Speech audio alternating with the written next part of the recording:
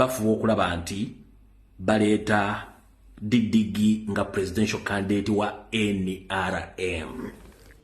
Mwami Lumbuye oba Kigula Lodge mwewuliddeko nga abitebya era nga onakorejo ekibiina kya NRM kyabadde n'olukuŋŋaanya nga mwabadde ba presidential advisors abali recognized kubanga munnange Fufiga teyabaddeyo yaba presidential advisors ba NRM representatives mu centers zonna eza Uganda era nga bano babadde bateesa ku kuleeta Kainerugaba Muhoozi okudda mu bigere bya kitaawe naye nga tebanaba kikonfaminga era bagambye nti bakyawenga between President Museveni ne mutabani we ani anajja mu kamyufu oba ani anabeera presidential flag bearer buli lwa 2026 ekintu nno kitabuse byatandika ng'ebyokusaaga naye kati tulaba amazima geegaliwa era nga wabaddewo ne bu parties bu organizations obwatandise nga buno era babuyita bu Patriotic League waliwo MK Project ebagyeta Muhoozi Kainerugaba Project era nga nayo egenda mu maaso mole gaffe ambalala waliwo omukyalo omu Omunyarwanda eyavuddeyo n'akola akatambi kankabalage ba mikwano amawanga ge mwazaaliramu mukkiriza nti n'Omunyarwanda mu ggwanga lino mutuuza si mugwira. Mukyala oyo mumuwulidde yabadde ayogera ebintu ebikanga nno era nga Mwami Lumbuye onakorejo yamupositinze n'agamba nti this woman must be arrested for this treasonous statement against our institution. Against our constitution, constitution geno yebeera ssemateeka y'eggwanga ono mukyala ono yavuddeyo n'avumirirwa abantu abamma abanyarwanda obutuuze n'agamba nti ye munyarwanda naye tagendangako Rwanda teyazaalibwa Rwanda talina gwamanyi Rwanda naye nga ba ancestors be banyarwanda n'agamba nti bafunye okusomooza okw'amaanyi okufuna ndagamuntu n'okuba recognize ng'agamba nti bo babasosola kyokka nga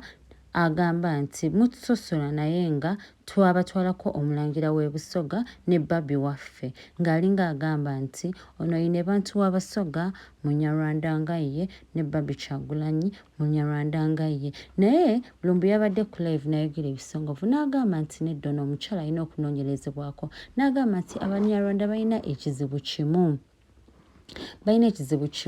ye Lumbuye mu bigambo bya Lumbuye bitali byange yagambye nti abanyarwanda balina ettima n'agamba nti yabadde ayogeza obukyayi bungi Lumbuye n'agamba nti naye omuntu atazaalibwa Rwanda azaaliddwa Uganda ekyo tumati kimufuna Munnayuganda lwaki ono omukyala avaamu ebigambo eby'obusagwa ebigambo ebingi ennyo era yagambye nti waliwo ku mmwe eyazaala Uganda yazaala Uganda tugambe mbu yagizaala era Uganda ye ng'ategeeza nti Uganda eno ensi ya buli muntu naye Lumbuye yagambye nti tukooye abagwira abajja ne batusigamu ensigo embi n'agamba nti ne Frank Gashumba bw'atyo bwe yavaayo n'aleeta n'ayagala okuregisitaringa tribe ey'Abavandimwe lwakuba ebyo nno nabyo byafunamu okutaataaganya tebyayitamu n'agamba nti nedda waliwo mission bano abantu abaclaiming okubeera abanyarwanda abamu si buli munyarwanda mu Uganda gye bali mu kupaasinga byabadde ebigambo bya Lumbuye era ku live ye yataddeko ennamba y'essimu n'awa abantu opportunity ba airing out their views abamu babadde boogera ebigambo ebitali birungi abamu nga bagamba abanyarwanda bave mu Uganda abalanga bagamba nedda bano abakyala tubazaddemu abaana baffe era abaana bannayuganda n'abantu abamu ne bagamba naye nedda ono omukazi kiki ddala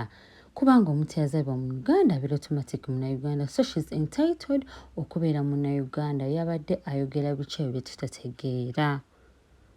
mukitegera ba mikwano era Lumbuye n'agamba nti ensonga za busoga ye yazeesamba ate kituufu yazeesamba teyakolako live ng'ayogerako ebyo ebintu n'agamba nazeesamba naye kati ebintu bitandise okujja in light munnange nno emabegako awo nga omukyala oyo ine bantu tanaba kuwasibwa abantu bavayo ne bagamba mutesi linnya ly'Abanyarwanda lwaki Kyabazinga afunye omukyala Omunyarwanda naye munnange twakyazuulibwa nti ono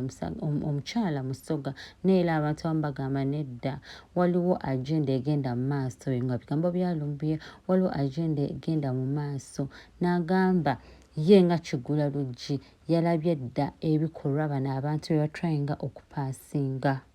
kitegeera ba mikwano era n'omukyala ye yasigadde agamba nti eyazaala Uganda yaba abagobamu Woba omanyi nti wazaala Uganda tolina lukusa kubagoba mu Uganda.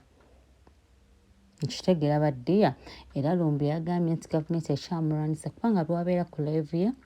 network evaavaako naye mbu ye ali untouchable.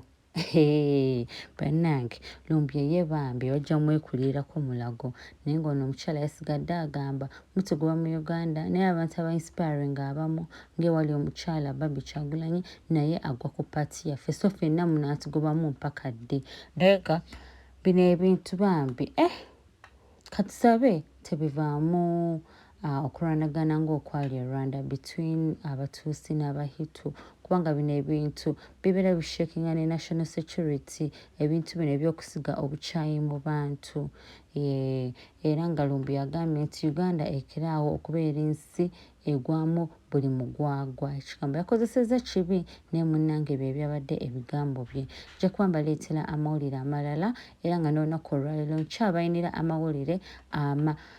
amakambwe gengenda okubaleetera. Stay tuned ba mikwano mbaagala nnyo mbaagalira ddala mwebale kusubscribinga mwebale kutwagala ffe aba NCK TV era nga tubasuubiza okubaleeteranga amawulire amalungi. Amawulire gaffe tugateekako evidence ebiseera ebisinga mumanye nti tugajja ku the right source. Musibe bulungi ab'emikwano Mukama abankuumire.